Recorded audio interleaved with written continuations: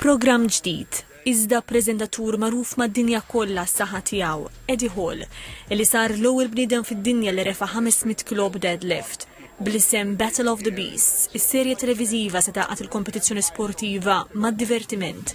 Il-kontestanti se jikkompetu f'sensiela ta' sfidi maħluqa speċifikament sabiex jittestjaw is-saħħa, ir-reżistenza, ir-reżiljenza u l-uġieħ fost oħrajn. A sports entertainment show in short form content. So think of like 10 of the, or 12 now of the most strongest men around the world coming together, competing. But with this, it's not just like any strongman event. We have like sumo wrestling, we have fooding competitions. So we're mixing family, fun, entertainment with the sports side as well, which has never been done before. So it's very unique, and obviously to bring that to Malta for the first time is even more special. Il-produzzjoni ta' Camelot Films qiegħda ssir kollha f'Malta, dan huwa l-5 proġett tagħhom fil-pajjiż.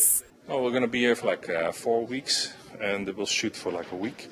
But before that, we'll do day zero stuff. That means that I'm going to go around Malta with Eddie, and we're going to do like little vignettes and little secret things to kind of show Malta. But we then cut into the program. Temmew jgħidu li din il-produzzjoni mhux biss se toħloq spettaklu globali, iżda wkoll ser issaħħaħ isem Malta bħala ċentru ewlieni għall-industrija tal-films u programmi ta' divertiment.